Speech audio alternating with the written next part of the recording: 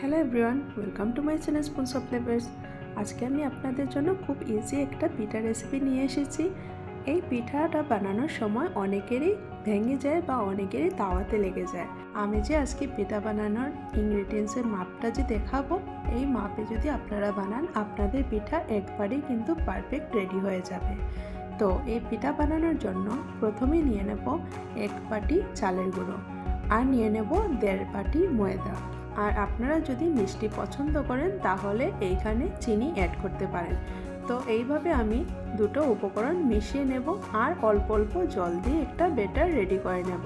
ব্যাটারের মধ্যে একসঙ্গে জল দিলে কিন্তু লাম্পস ধরে যেতে পারে, তার জন্য আমরা অল্প অল্প জল দিয়ে ব্যাটারটা রেডি করব, যাতে লাম্পসটা না ধরে। আর আমি ভালোভাবে এইভাবে মিশিয়ে নেব।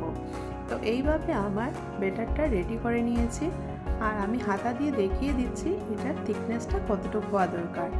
আর যখনই আমি 10-15 মিনিটের জন্য এটা রেস্টে রেখে দেবো, এই ব্যাটারটা কিন্তু আরও অল্প থিক হয়ে যাবে।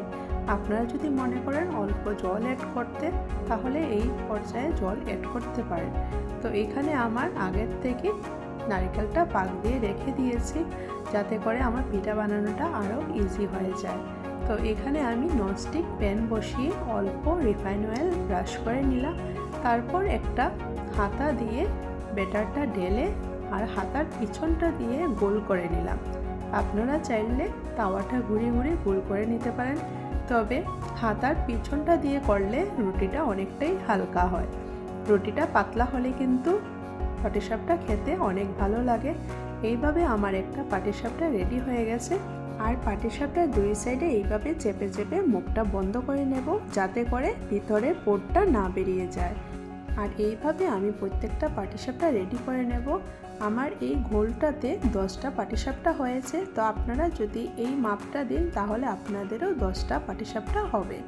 তো আপনারা যদি বেশি বানাতে চান তাহলে ইনগ্রিডিয়েন্টসের মাপটা বাড়িয়ে দেবেন। এইভাবে আমার রেডি হয়ে গেল ধবধবে সাদা পাটিসাপটা। আর আপনারা যদি খেজুর গুড় পছন্দ করেন তাহলে গোলটার মধ্যে খেজুর গুড় ব্যবহার করেও পিঠা বানাতে পারেন। আমার সহজ রেসিপি আপনাদের কীরকম লাগলো কমেন্ট করে অবশ্যই জানাবেন। আর ভিডিওটি ভালো লাগলে লাইক শেয়ার করে আমার পাশে থাকবেন। আমার মতো কারা কারা সংক্রান্তির আগের থেকেই পিঠা বানানো বা পিঠা খাওয়া শুরু করে দিয়েছেন। আমার তো সংক্রান্তির আগে বা পরে পিঠা খেতে খুব ভালো লাগে। আমি আজকে পাটিসাপটা নারকেল দিয়ে বানালাম।